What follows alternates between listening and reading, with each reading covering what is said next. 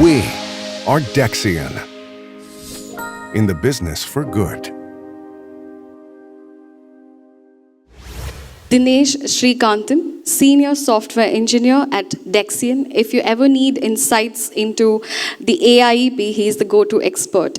And personally, I've had fantastic discussions with him, and I can't wait for you all to hear from him today. Let's welcome Dinesh. Over to you. I guess I have the opportunity of being the last thing standing between you and lunch, so I'll try to keep it a bit short. So my name is Dinesh Srikantan. I work with generative AI at Dexian.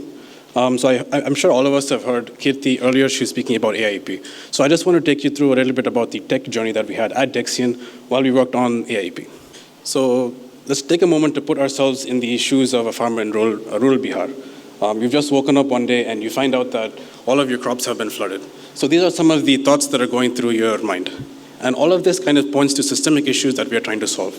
The lack of timely advice, it has to be reliable, it has to be language, it has to be in a regional language that I can understand. So these are the things that we are trying to solve. It's been reinforced multiple times today, and that's kind of the theme of our solution.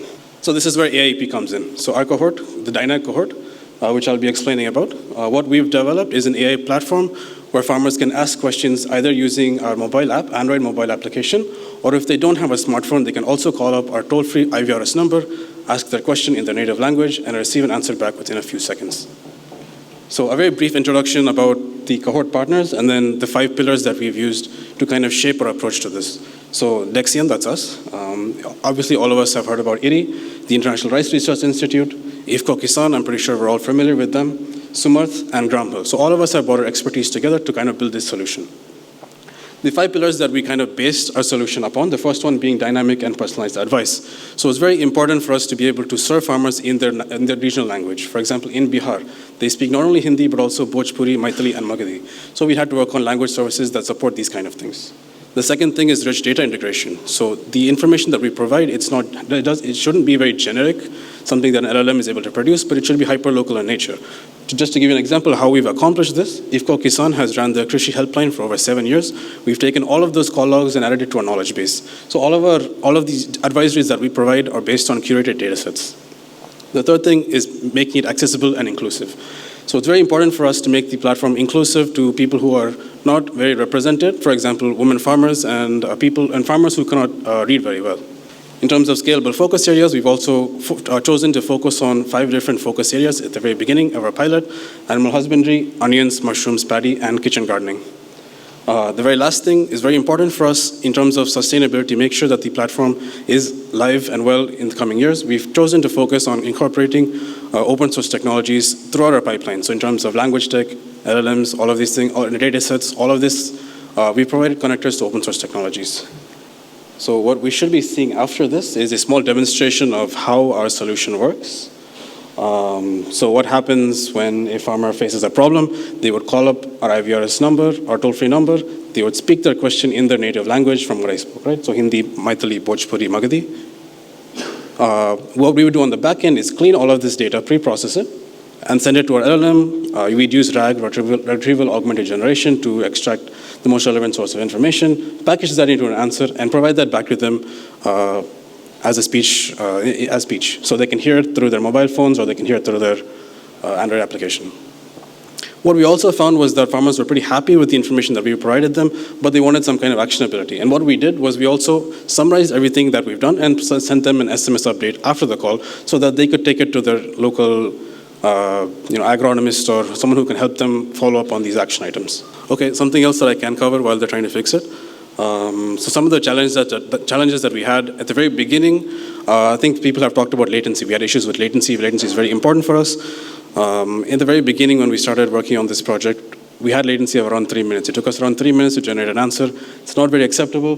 Farmers did not want to hold their phone for 3 minutes while we generated the answer. And so we've kind of brought it down over the following months. We've done a lot of optimizations on our end. We've optimized the entire audio pre-processing. We've optimized the LLM, the RAG, all of the language tech involved. And now we've brought it down to around 6 to 7 seconds. And we found this is pretty, yeah.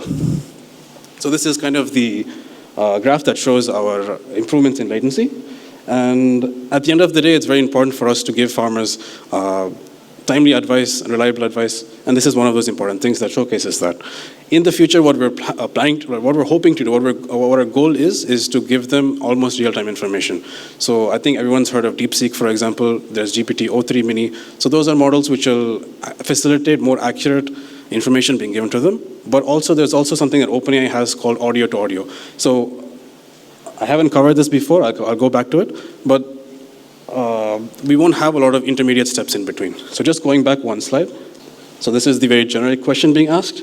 Below, you can see we've also incorporated the location where we're able to geolocate them. So if you see over here, I've just bolded this Bhojpur, for example. So we've geolocated them to a specific district in Bihar, and we've also incorporated the local weather conditions. And since this question does pertain to something that is relevant to weather, we've also been able to give them that advice.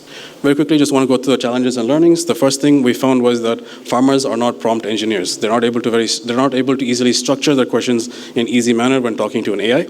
But we found that AI has come to a point where it's able to make sense of what's being asked, and it's able to kind of ascertain what it's asking and what the farmer is asking, and then give them that information. Something that we did in regards to solve this problem is that after a farmer asks a question, we as part of the answer, just before we give them the answer, we summarize the question that was asked, just to make sure that the farmer knows exactly what the AI understood and what we're providing them.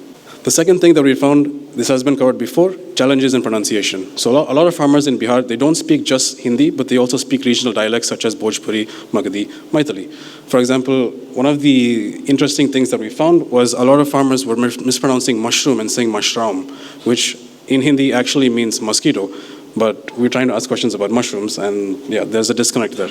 So what we've been trying to do to solve this issue is we have, with the help of Sumarth, one of our cohort partners, we've collected over 1,500 hours of data on the field, regional dialects. We've tried to make it as gender inclusive as possible across a lot of different regions.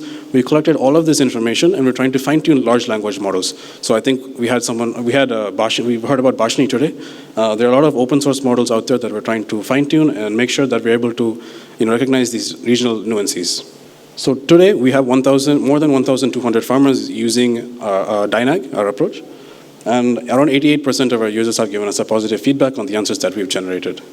We've also interestingly found that a majority of our farmers are actually women farmers, and we found that even the types of questions they asked differed from male farmers, and we're proud to say that almost 69% of our farmers our users are female farmers.